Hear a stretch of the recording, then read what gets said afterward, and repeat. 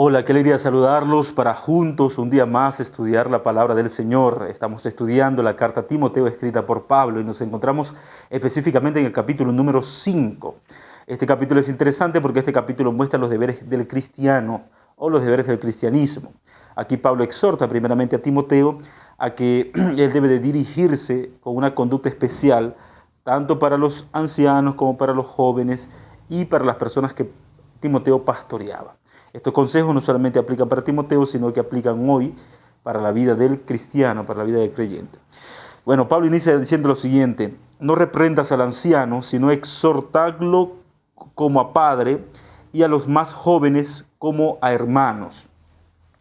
El respeto que debía tener Timoteo por los hermanos mayores. En este caso, hay dos tipos de ancianos que se mencionan en este capítulo: los ancianos de edad y los ancianos dirigentes, que en la mayoría los ancianos, o mejor dicho, los dirigentes, eran personas también mayores. Timoteo era un joven y debía tener cuidado de la forma como se dirigía a los ancianos. Pablo le aconseja tratarlo como si fuesen sus padres, y en el caso de los jóvenes, tratarlo como si fueran sus hermanitos. A las ancianas como a madres y a las jovencitas como hermanas, con toda pureza. En otras palabras, la familia cristiana, o al Timoteo dirigirse a la iglesia, se estaba dirigiendo a su familia. O sea, en otras palabras, Pablo presenta a los feligreses de Timoteo como su familia.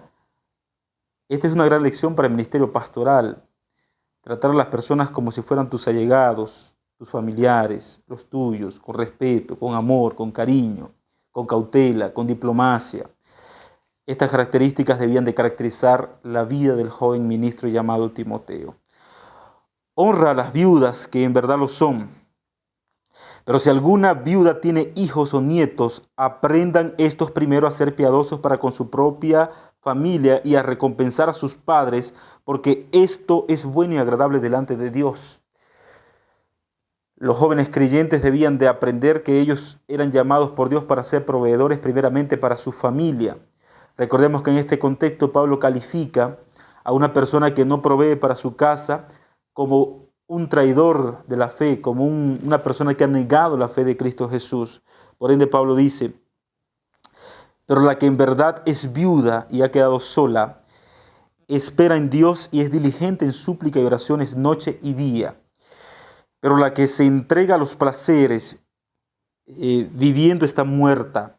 Manda también esto, para que sean irreprochables, porque si alguno no provee para los suyos, mayormente para los de su casa, ha negado la fe y es peor que un incrédulo.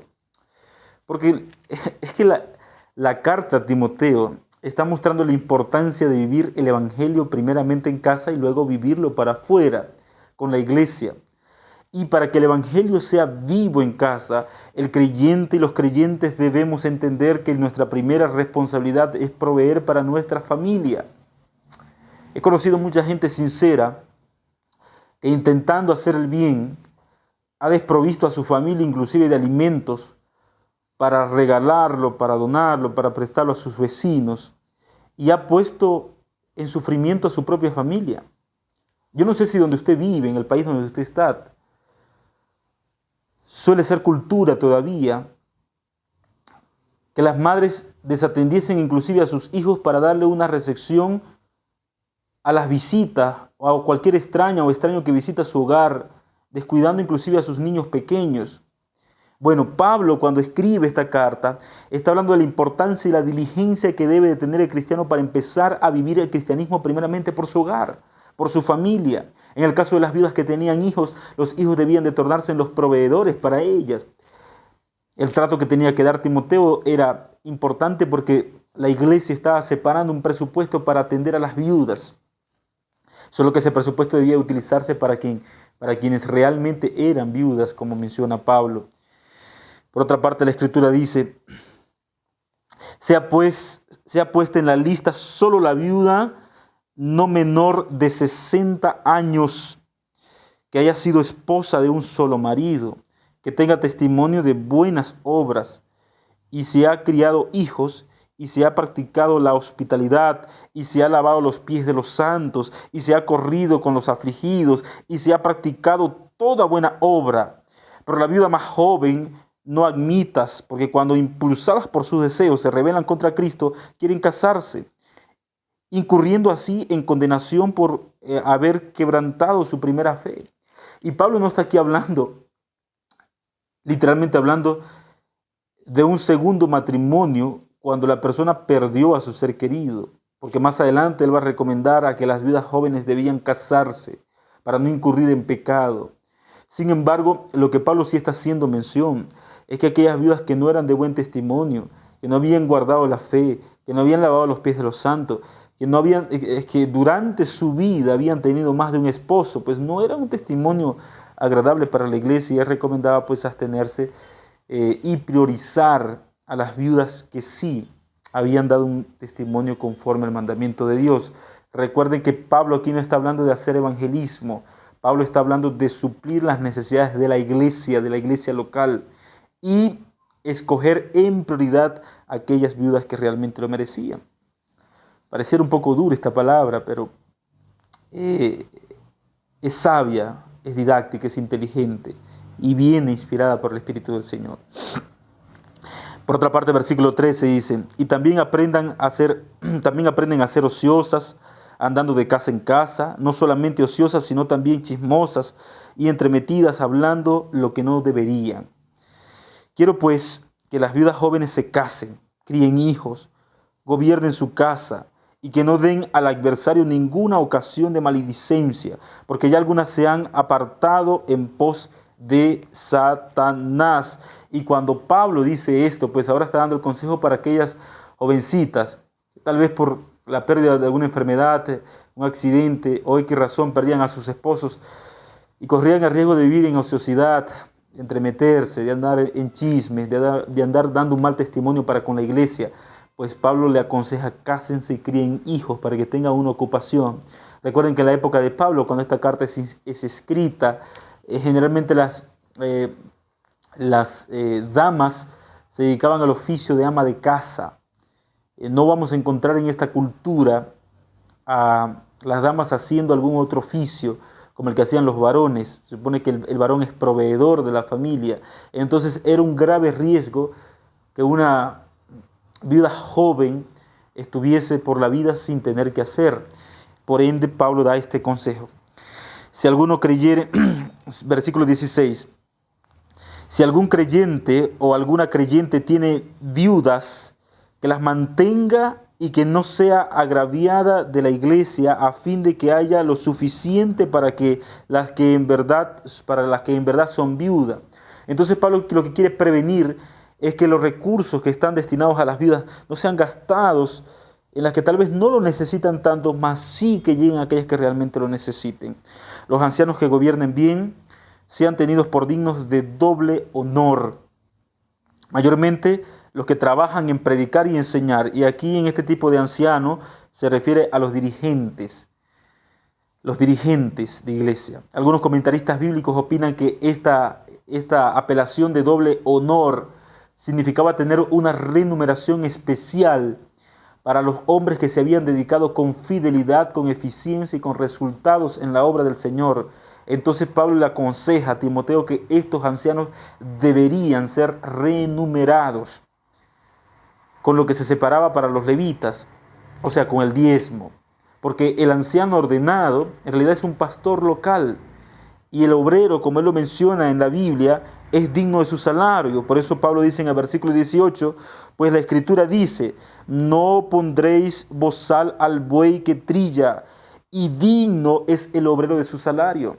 Entonces, la recomendación de Pablo para Timoteo, la mayoría de los eruditos concuerdan con esta posición, yo también concuerdo con esta posición, de que estos hombres, estos ancianos de iglesia, que habían desempeñado bien el ministerio del Señor, era necesario renumerarlos, porque posiblemente ya sus fuerzas físicas ya no les daban tal vez para servir y ministrar en la iglesia, al mismo tiempo hacer otro oficio, otra ocupación. Entonces el pastor Timoteo tenía que tener cuidado de cuidar de estos ancianos y renumerar, de ser necesario, a estos ancianos, supliendo cada una de sus necesidades.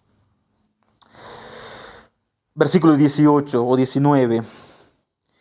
Contra un anciano no admitáis acusación si no está apoyada por 2 o 3 testigos. Un anciano, cuando venía alguna generación más joven a acusarlo, la recomendación que daba Pablo es que no deberían aceptar esa acusación salvo hubiesen por lo menos 3 testigos. Era la única manera de creer, y mismo así habría que tener cuidado con escuchar o aceptar cualquier información referente a los ancianos. Finalmente Pablo concluye diciendo: a los que persisten en pecar, repréndelos delante de todos para que los demás también teman. Porque te encadezco delante de Dios y del Señor Jesucristo y de sus santos ángeles escogidos, que guardes estas cosas sin prejuicio, no haciendo nada con parcialidad. El líder cristiano siempre debe de ser imparcial. Entonces, Timoteo debería y debía ministrar la iglesia de manera imparcial. Si un anciano le caía súper bien, él debía de recompensarlo con la misma ayuda y el mismo beneficio y el mismo trato tal vez con aquel que no le caía tan bien. Al cristianismo nadie debería caerle mal, pero yo coloco un ejemplo. La imparcialidad en el liderazgo es fundamental para que Timoteo pudiese tener éxito como pastor. Y es fundamental para nosotros los líderes hoy. La iglesia, los dirigentes, las juntas no pueden vivir en la vida parcializándose. Estos son mis familias, a esto los voy a ayudar, a esto los voy a asistir. Estos no. Dentro de las cosas del Señor o dentro de la iglesia del Señor, la imparcialidad es parte del plan divino para el liderazgo cristiano. No impongáis ligeramente las manos a ninguno, ni participéis en pecados ajenos. Consérvate puro. La ordenación de los líderes de la iglesia debería ser selecta, escogidos, separados, y no ordenar con la imposición de las manos a cualquiera. Ese principio debe de conservarse por todos los tiempos, por todas las edades, hasta que Cristo venga por segunda vez. Ya no bebas agua, sino usa un poco de vino por causa de tu estómago y de tus frecuentes enfermedades. El vino era utilizado de manera curativa, solamente que el judaísmo consumía el mismo vino que Jesús convirtió, cuando Jesús convirtió el agua en vino sin alcohol. Esto era una creencia cultural en el judaísmo. Y si en algún momento se utilizaba vino con alcohol era para curar una herida, alguna otra cosa, más no para el consumo. Pero la mayoría de los comentaristas bíblicos concuerdan de que este tipo de vino es la recomendación del zumo de uva, vino sin alcohol. Finalmente Pablo concluye diciendo: los pecados de algunos hombres se hacen patentes antes que ellos vengan a juicio, pero a otros se les descubre después. Asimismo se hacen manifiestas las buenas obras, y las que son de otra manera no pueden permanecer ocultas. Entonces, en el liderazgo cristiano, Timoteo debía de entender de que había momentos donde ciertos pecados habían de descubrirse, y esos pecados tendrían que ser corregidos en el momento y otros serían corregidos y descubiertos después. Sin embargo, la enseñanza y la lección principal es que él debía conducirse de manera imparcial, cuidando bien su vida, pero también cuidando la vida de su feligresía y entendiendo que el que no provee para casa, entonces ha negado la fe, pues Timoteo debía primeramente encargarse del cuidado de su iglesia, para que ocupándose del cuidado de la iglesia pudiese ser evangelismo. Y yo quiero cerrar esto con un paréntesis. La mejor manera de ganar almas para un ministro del evangelio es empezando por cuidar a sus miembros. Y esos miembros solitos se encargan de llevar almas para Cristo Jesús. El día que la iglesia solamente se enfoque en hacer misión allá afuera y descuida la responsabilidad que tiene para con sus miembros, ese día la iglesia se vuelve débil, fracasa, se divide y la apostasía llega.